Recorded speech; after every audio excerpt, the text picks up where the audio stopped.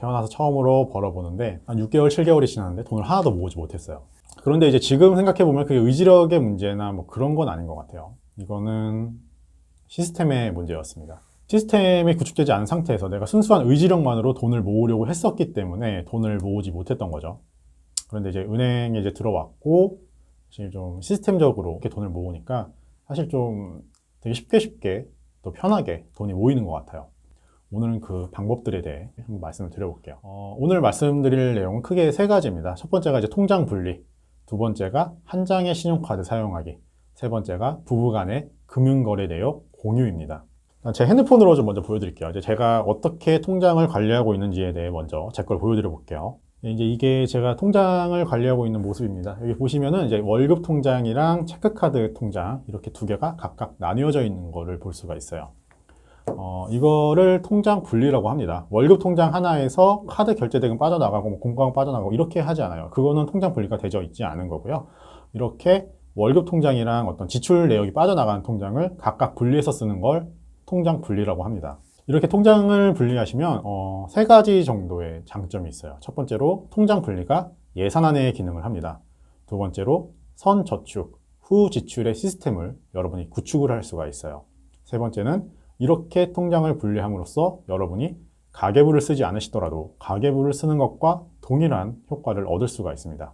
일단 이제 그 그림을 좀 띄워볼게요. 일단 보시면 저는 이렇게 월급이 급여 통장으로 들어오면 한 달에 55만 원씩 지출 통장으로 자동이체 되도록 합니다.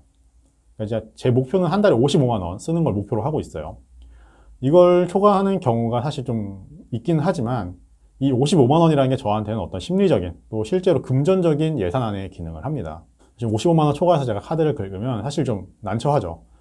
일단 남는 돈, 55만 원을 제외한 남은 돈은 일단 다 저축을 해버리니까 실제로 카드 대금이 연체되는 경우도 자주 있어요.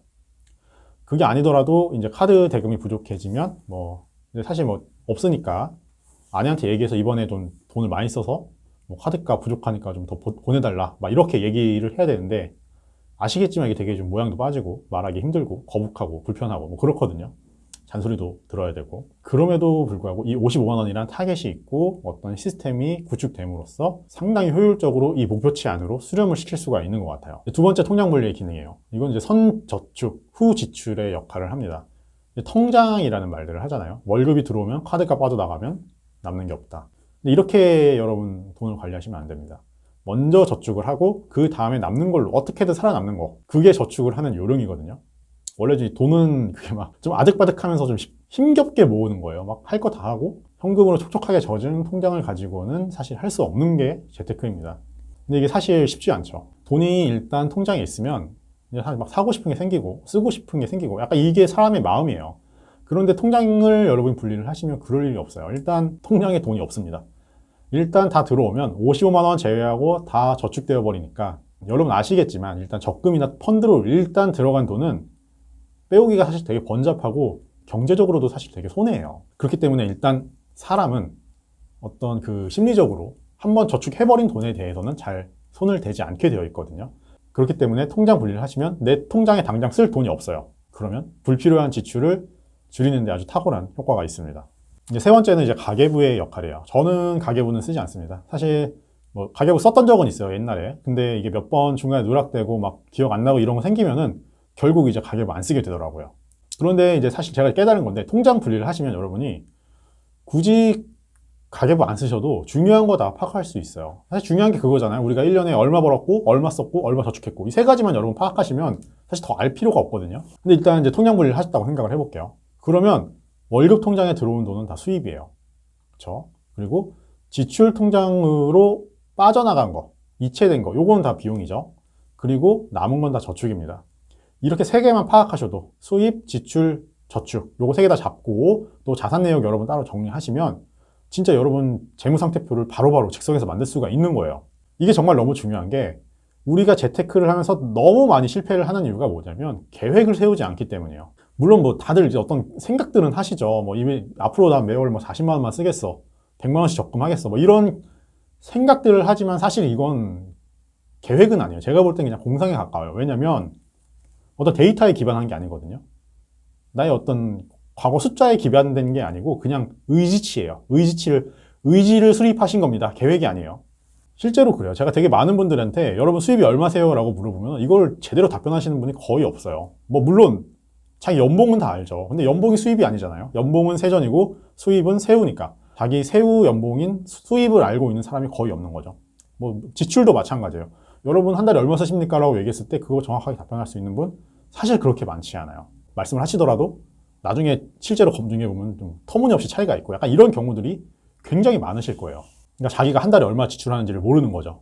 근데 생각을 해보세요. 자기 수입이나 지출 이걸 막 모르는 상태에서 계획을 세웠어. 아무리 강한 의지가 있다고 하시더라도 이건 제대로 작동을 하기가 어렵겠죠. 계획이라는 건 이제 데이터에 기반해서 세우셔야 되는 거고요. 이걸 매일같이 가계부를 쓰시지 않는 이상은 통장 분리를 하셔야 되는 거예요. 통장 분리라는 시스템을 구축을 하시면 내가 1년이든 3년이든 이제 인터넷 뱅킹 가셔가지고 입출금 내역 다운 받으셔가지고 정리하면 엑셀로 하면 너무 간단하게 쉽게 내가 얼마 벌고 얼마 지출했는지 얼마 저축했는지 쉽게 파악하실 수가 있잖아요. 통장 내용만 좀 지저분하지 않으면 이거 정말 쉽게 할 수가 있습니다. 그리고 이렇게 체계적인 데이터를 여러분이 먼저 수립을 하시고 그걸 기반으로 계획을 세워서 재테크를 하시면 저는 훨씬 더 많은 분들이 성공을 할 수 있다라고 생각을 합니다. 되게 좋죠. 이게 통장 분리라는 게 정말 너무 좋아요. 모든 재테크 책에 사실 이 내용이 다 나와요. 그런데 대부분의 사람들은 이걸 사용하지 않죠. 잘 모르고 또 알더라도 귀찮으니까 통장 분리하지 않습니다. 여러분이 나이가 먹고 사회생활 연차가 더 쌓이면 이게 더 하기가 힘들어요. 왜냐면 이제 통장도 막 여러 개 막 이상하게 막 통장도 막 이것저것 막 생기고 자동이체도 막 거미줄처럼 얽혀갖고 막 자동이체 공과금 막 빠져나가고 이런 것들이 일단 고착화가 되면은 이거를 정리하기가 나중엔 훨씬 더 어렵습니다. 나이가 먹으면 먹을수록. 그렇기 때문에 가급적이면 최대한 빨리 가급적 가장 좋은 건 첫 월급 받으면서 통장 분리하고 시작하시는 게 좋아요. 이게 막 사실 이제 처음 하시는 분들은 이제 인터넷 뱅킹 같은 거 잘 쓰지 못하시고 계좌 개설하고 이런 것도 어려우실 수 있는데 이거 그냥 은행 가셔가지고 해달라고 하면은 은행원들이 다 해줄 수 있거든요. 보편적으로 알려진 내용이기 때문에 혹시 모르니까 제가 밑에다가 통장 분리에 대한 어떤 그림을 사실 제가 밑에다가 하나 붙여 놓을게요. 링크 드렸으니까 그거를 이제 캡처하거나 사진 찍어서 이제 해달라고 은행에 가서 하시면은 도움이 많이 될 거라고 생각을 하고요. 이제 통장 분리가 사실 되게 좋은 게 뭐냐면 이제 한국 같은 경우엔 그래요. 여러분이 통장을 개설한다고 해서 돈을 받거나 뭐 그런 게 아니에요. 다 무료입니다. 그리고 자동이체도 여러분이 은행 거래 내역이 진짜 조금만 있으면 뭐 급여를 받는다, 뭐 카드를 쓴다 이렇게 조금만 거래 내역이 있으면 자동이체 사실 거의 다 무료예요. 요즘에는. 그렇기 때문에 누구나 마음과 의지만 있으면 돈을 쓰지 않고도 만들 수 있는 시스템인 거죠. 이걸 왜 안 만드시는지 저는 잘 모르겠어요. 번거롭더라도 꼭 만드셔야 되는 거고요. 저는 재테크 책 되게 많이 보는데요. 재테크 책 어디를 보셔도 사실 통장 분리에 대한 내용은 다 들어있어요. 심지어는 통장 분리 요 하나의 주제만 가지고도 출판된 책이 여러 권 있을 정도로 정말 굉장히 보편적으로 알려진 내용이고 파워풀한 내용입니다. 그만큼 이제 모든 사람들에게 보편적으로 도움이 될 수 있는 내용인 거죠. 이제 허들은 딱 그거 하나예요. 귀찮은 거. 비용이 있는 것도 아닙니다. 그냥 귀찮은 게 제일 큰 허들이고요. 꼭 하셔서 도움을 받으셨으면 좋겠고요. 그리고 다른 것들이 있어요. 그런 것들에 대해 말씀을 드려볼게요. 이제 카드 사용 방법에 대해 말씀을 드려볼게요. 저는 체크카드는 안 씁니다. 체크카드 사용하면은 뭐 좀 좋은 것들은 더 있긴 한 것 같아요. 뭐 연말정산 받을 때 좀 더 낫다, 뭐 어디가 낫다, 뭐 이런 것들이 있는데 저는 안 씁니다. 왜냐면 뭐 해외 결제나 이런 거 좀 안 되는 것도 많고, 뭐 제가 애플 막 이런 거 결제하는 게 좀 있는데 그런 거 안 되고 막 해서 좀 불편한 게 많더라고요. 그리고 막 전 통장에 이제 거래 건별로 체크카드 같은 경우에는 이제 거래를 하면 건별로 이제 통장이 다 찍히는데 전 통장에 약간 지저분하게 이제 부기되고 이런 것들을 별로 좋아하지 않아서 그런 걸 쓰지를 않고요. 물론 체크카드 쓰면 이제 뭐 있는 돈에서 쓰기 때문에 약간 뭐 지출 통제하고 이런 것들도 물론 강력한 기능이 있는 것 같은데 저는 그냥 신용카드 한 장 쓰는 이런 방법을 쓰고 차라리 신용카드 한도를 잘 관리하는 게 낫다라고 생각을 해요. 그런데 이제 신용카드 사용하실 때는 요령은 있어요. 여러 장을 쓰지 않는 겁니다. 제일 좋은 거 하나만 쓰는 거예요. 제가 이제 막 카드 4개, 5개 이렇게 쓰시는 분들을 보기는 하는데 그거는 좀 좋은 방법은 아닌 것 같아요. 왜냐면 아무리 혜택이 좋은 걸 내가 골라 쓴다고 하더라도 카드를 여러 장을 쓰시면 거기서 받는 혜택을 너무나도 쉽게 초월해서 추가로 지출을 해버립니다. 근데 여러 장 카드를 쓰면 자기가 매월 얼마를 쓰는지를 잘 몰라요. 뭐 물론 이게 카드 여러 개 다 지출 다 합산해가지고 내가 얼마 쓰는지 계산하면 되겠지만 뭐 그렇게 계산하는 사람이 얼마나 되겠어요. 사실 그거잖아요. 사실 저는 카드 여러 장 쓰는 되게 큰 이유 중에 하나가 되게 불편한 진실로부터 우리를 숨기기 위해 쓴다고 생각을 해요. 알잖아요. 우리가 150만 원 쓴 거 알지만 100만 원 쓴다고 믿어버리고 카드 결제 내역 합산해서 계산해보지 않는 거죠. 불편하니까. 거기로부터 우리를 숨기기 위해 카드를 여러 개 쓰는 건데, 그런데 이제 카드를 여러분이 한 장을 쓰시면, 한 장만 쓰시면 그 불편한 진실로부터 우리를 숨길 방법이 없어요. 다 공개가 되는 겁니다. 매월 카드 결제 대금이 얼마인지 카드사가 우리한테 문자를 보내주니까 숨길 방법이 없는 거죠. 제 걸로 한번 보여드릴게요. 이렇게 카드 사용 내역이 매월 문자로 옵니다. 다른 카드가 없기 때문에 이게 제 한 달 지출 내역 그대로예요. 부끄럽지만 제가 좀 최근에는 좀 지출을 많이 했네요. 한 달 빼고 다 50만 원 넘어갔습니다. 이번에 영상 찍으면서 다시 좀 지출을 줄여야겠다라는 생각을 다시 한번 했어요. 이제 조금 더 이제 팁을 드리자면, 저는 이 카드 결제 대금을 알려주는 번호를 따로 저장을 해놓고요. 그 즐겨찾기까지 해놨어요. 이렇게 해놓으시면은, 이게 다른 분들은 이제 여자친구분이나 아내분을 즐겨찾기를 하시는데, 저는 카드 결제 대금을 즐겨찾기 해두는 거죠. 이렇게 하면 이제 과거 1년, 2년, 뭐 3년, 이렇게 제가 지출 트렌드 파악하는데 10초도 안 걸립니다. 한번 볼까요? 이거 쭉 올리시면은 2013년도까지 제가 카드 결제 내역이 쭉 나와요. 그러니까 되게 파워풀한 거죠. 이게 핸드폰이 바뀌어도 내용이 있으니까. 그러니까 내가 5년이 됐건 10년이 됐건 내 지출 트렌드를 파악하는데 이거보다 좋은 방법이 없다고 저는 생각을 합니다. 핸드폰이 바뀌어도 문자는 계속 다 남아있으니까요. 이렇게 단순하고 강력한 피드백은 없는 것 같아요. 그러니까 여러분도 꼭 카드 한 장만 쓰시면서 그 카드 사용 내역을 즐겨찾기 해두시면 여러분들이 지출을 통제하시는데, 장기적으로 관리하시는데 많은 도움이 될 거라고 저는 생각을 합니다. 그리고 마지막으로 말씀드리고 싶은 내용은 이제 부부간의 금융거래 내역 공유예요. 저는 당연히 대부분의 분들이 부부간의 금융거래 내역 공유를 한다고 생각을 했었는데, 안 그런 분들이 훨씬 더 많더라고요. 사실 뭐 이해는 돼요. 이게 사실 되게 불편하거든요. 그런데 이게 정말 강력한 시스템입니다. 부부간에도 분명히 한 분은 조금이나마 더 지출을 통제하시는데 더 뛰어난 분이 있을 수가 있어요. 대부분 그럴 거예요. 그런 분이 자기의 지출만을 관리하는 게 아니라 상대방의 지출까지도 모니터링을 하고 관리를 하는 거죠. 우리가 뭐 정부를 보더라도 그래요. 정부가 예산안을 만들고 또 지출을 하고 하는 거를 이제 국회에서 이제 모니터링 받고 감사를 받고 막 이러잖아요. 뭐 기업도 마찬가지예요. 이쪽 부서가 지출을 하면 다른 부서가 또 감사를 하고 모니터링하고. 이 지출이라는 거는 분명히 천하면 안 돼요. 누군가로부터 모니터링을 받고 간섭을 받아야 되는 겁니다. 개인도 마찬가지인데 그거를 혼자서는 할 수가 없죠.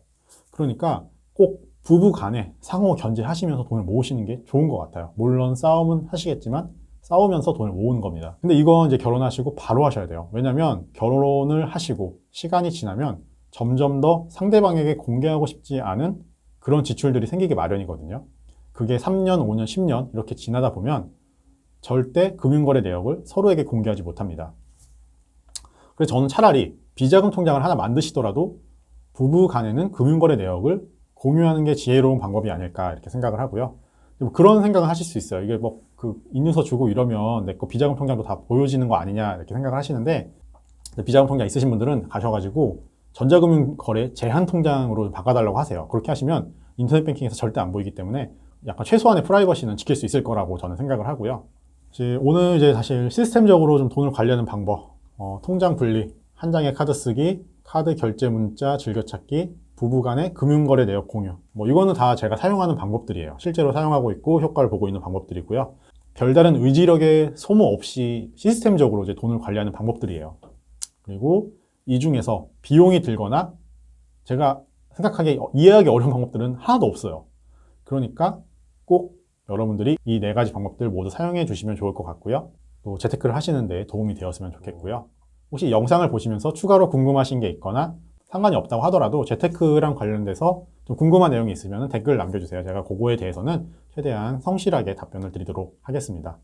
제가 유튜브 시작한 지 얼마 안 됐는데 구독이나 좋아요, 알림을 해주시면 제가 채널을 지속하고 키우는데 굉장히 큰 힘이 될 것 같아요. 잘 부탁드리겠습니다.